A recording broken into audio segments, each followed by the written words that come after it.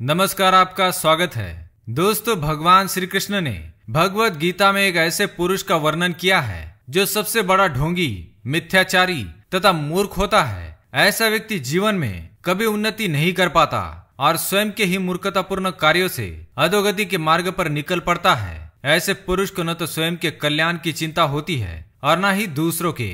दोस्तों, भगवत गीता इस संसार का सर्वश्रेष्ठ ग्रंथ है। यह स्वयं भगवान श्री कृष्ण द्वारा दिया गया परम ज्ञान है। संसार की सभी नीतियों में श्रेष्ठ नीति है। जो भी मनुष्य गीता के इस ज्ञान को पूरी तरह से समझकर अपने जीवन में उतार लेता है, उसके जीवन से दुख, दारिद्र्य, क्लेश, द्वेष, मोह, मत्सर, मूर्खता, काम, अहंकार जैसे सभी प्रकार के दुर्गुणों का नाश हो जाता है। मनुष्य का मन कई प्रकार के दुर्गुणों से भरा हुआ होता है। इसमें आसक्ति और काम सबसे बड़े दुर्गुण है, जिन्हें वश में करना साधारण मनुष्य के लिए असंभव है।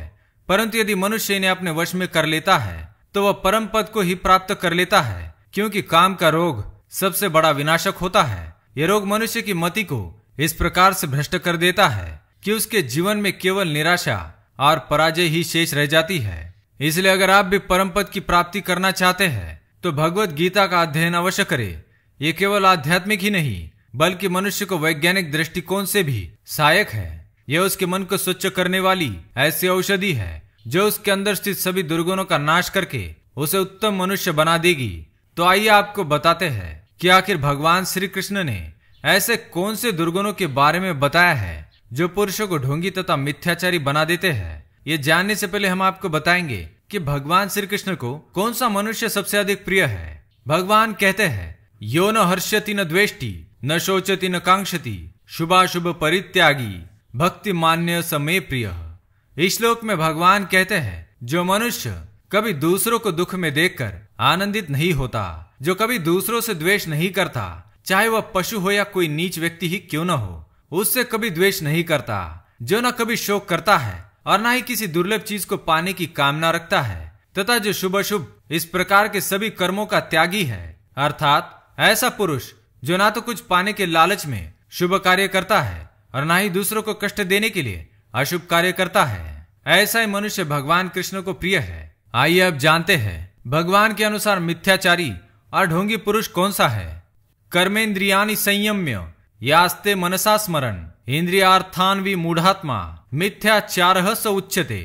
इस श्लोक में भगवान कृष्ण कहते हैं, जो मनुष्य बाह्य दिखावे पे अधिक मन लगाता है, जो अंदर से कपटी है, वह तो ढोंगी होता है। जो मनुष्य अपने इंद्रियों को हठ पूर्वक ऊपर से रोककर मन में इंद्रियों के विषय में चिंतन करता है, वह मिथ्याचारी अथवा दंभी होता है। अर्थात ऐसा पुरुष जो बाहर से यह दिखावा करता है कि वह एक उत्तम पुरुष है, उसमें अहंकार, द्वेष, क्रोध, लालच, काम जैसे दुर्गुण नहीं है, परंतु मन ही मन दूसरों से द्वेष करता है, धन देखकर लालच करता है, अहंकार करता है, दूसरों पर क्रोध करता है अथवा सदैव काम से भरा हुआ है, वह पुरुष ढोंगी है और वह कभी उन्नति नहीं कर पाएगा। मनुष्य को केवल बाहर से ही नहीं बल्कि अंदर से भी स्वच्छ और निर्मल होना चाहिए। केवल बाह्य दिखावा करने से ही सिद्धि को प्राप्त नहीं किया जा सकता, बल्कि मन भी शुद्ध होना चाहिए।